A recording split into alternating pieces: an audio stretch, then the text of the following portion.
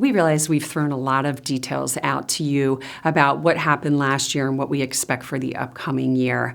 And we do think that the global economic expansion can continue, but it's being stimulated by, again, fiscal and monetary policy that's been very accommodative at a time when inflation is not necessarily where central banks want it to be.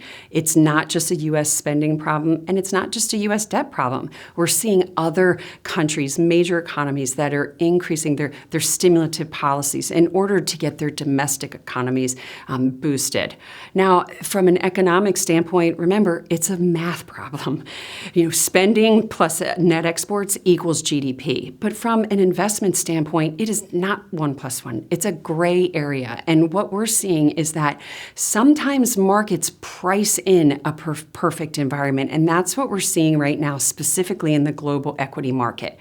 We remain very constructive long-term on global equities. So we're still looking for times to make changes to our asset allocation. But coming into this year, we're going underweight our benchmark for our global equity allocation. We simply can't justify the valuations that we've seen in the markets coming into this year. And it is very difficult for us to understand why the headlines continue to say that inflation will be under control when all we've talked about is stimulative policies from the governments, and you're talking about consumer spending that continues to be strong here in the U.S., a labor market that is cooling but not collapsing. Also, structural changes from an employment and a productivity standpoint. It's very challenging for us to not say that inflation will become a problem at some point this year. So that means don't expect as many interest rate cuts that the Federal Reserve or even the markets are pricing in right now. We think the Fed stays on hold, and we think there's a higher risk of even rate hikes in the middle of this year into early next year. So be aware of that and be positioned that way. Don't chase momentum. Don't chase things that aren't giving you a good reward potential.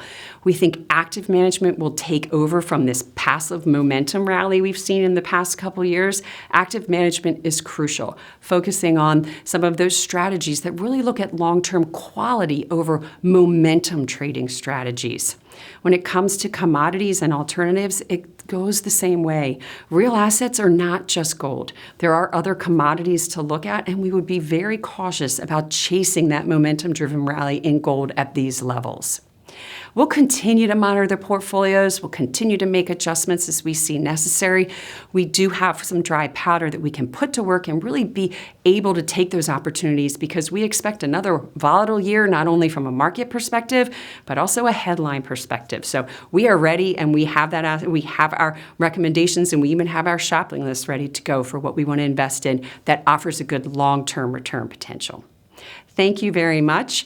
We invite you to take a look at our podcasts that we have. Markets with Megan is a quick podcast that we do it's during the week. We give it several times a week. We go over that economic data that we see. What does it mean for the economy? What's underneath those headlines that you're not necessarily seeing?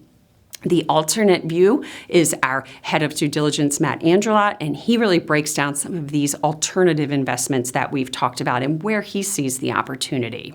From the ground up, our CEO, Leo Kelly, offers a fantastic view with other business owners who have been able to take advantage of growing their business from the ground up and then exit strategies for those businesses. Thank you, and if you have any questions, please reach out to your financial advisor.